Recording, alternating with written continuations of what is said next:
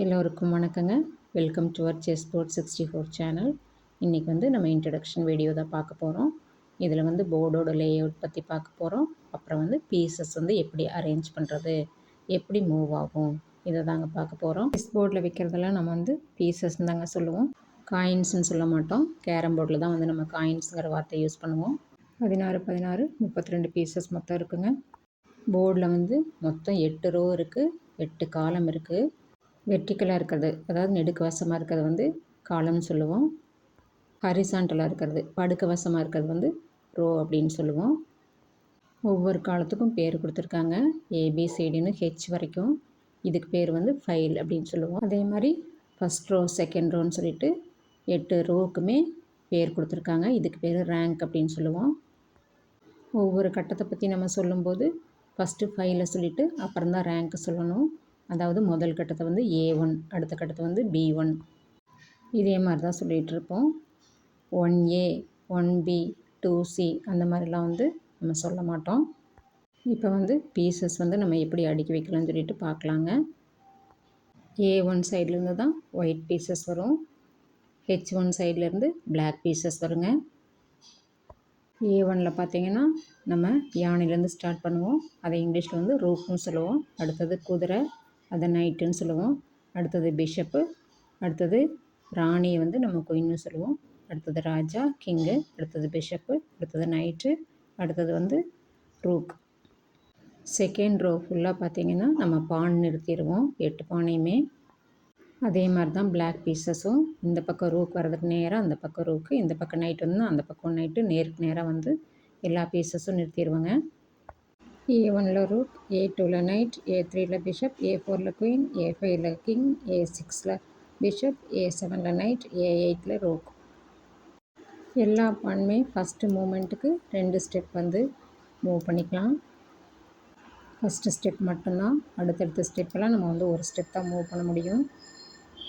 பான் முன்னோக்கி மட்டும்தான் போயிட்டுருக்கும், பின்னாடி வராது. ஃபஸ்ட்டு ஸ்டெப் நம்ம இஷ்டம்தான், ஒரு ஸ்டெப் கூட மூவ் பண்ணிக்கலாம்.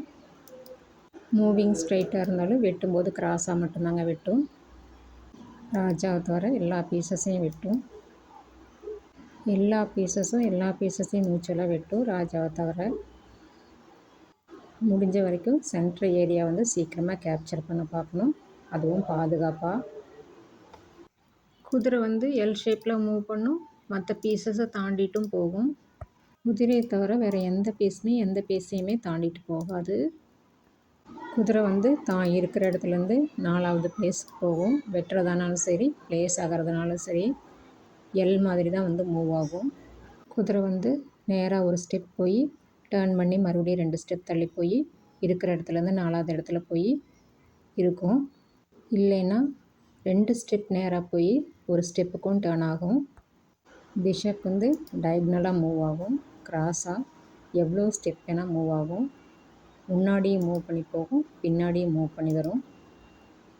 நேராக சைட்லேயும் முன்னாடியோ பின்னாடியும் போகாது. ரூக் நேர்கோட்டில் மட்டும்தான் போகும், பின்னாடியும் போகும், முன்னாடியும் போகும். எந்த டைரெக்ஷனில் வேணால் ரூக் போகும், சைட்லேயும் போகும், எல்லா பக்கவாட்டு டைரெக்ஷன்லேயும் போகும். ஆனால் ரூக் நேர்கோட்டில் மட்டும்தான் போகும். ராஜா எல்லா டைரெக்ஷன்லேயும் மூவ் ஆகும், ஆனால் ஒரே ஒரு ஸ்டெப் தான் எடுத்து வைக்கும். இப்போ பாருங்கள், பிளாக் ராணி ராஜாவுக்கு செக் வைக்குது. ராஜானால் C3க்கோ E3க்கோ போக முடியாது, ராணி இருக்குது. E2க்கு போச்சுன்னா அங்கேயும் கருப்பு பான் இருக்குது. D1ல் ராணி இருக்குது.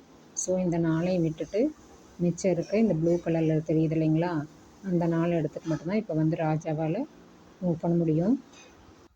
ராஜாவுக்கு எந்த பீஸாவது செக் வச்சுட்டோன்னா அந்த செக்லேருந்து ரிலீஸ் ஆகாமல் நம்ம வேறு எந்த பீஸையும் நகர்த்த முடியாது. ராணி எப்படி வேணாலும் நகரும். நேராக போகும், டயக்னலாக போகும், கிராஸாக பின்னாடி வரும், முன்னாடி போகும். ஒரு ஸ்டெப் நகரும், 2 ஸ்டெப் நகரும். எத்தனை ஸ்டெப் வேணாலும் ராணினால் நகர முடியும். அவ்வளோதாங்க. இப்போ எல்லா பீசஸோட மூவ்மெண்ட்டும் உங்களுக்கு தெரிஞ்சிருச்சு. இனிமேல் நீங்கள் விளையாடி ப்ராக்டிஸ் பண்ண ஆரம்பிக்கலாம். இந்த வீடியோ உங்களுக்கு பிடிச்சதுன்னா லைக் பண்ணிடுங்க. யாருக்காவது பயன்பட நினச்சிங்கன்னா ஷேர் பண்ணிவிடுங்க. மறக்காமல் சப்ஸ்கிரைப் பண்ணிடுங்க. பெல் ஐக்கானை கிளிக் பண்ணி ஆளுங்கிற ஆப்ஷன் செலக்ட் பண்ணிக்கோங்க. தேங்க்ஸ் ஃபார் வாட்சிங்.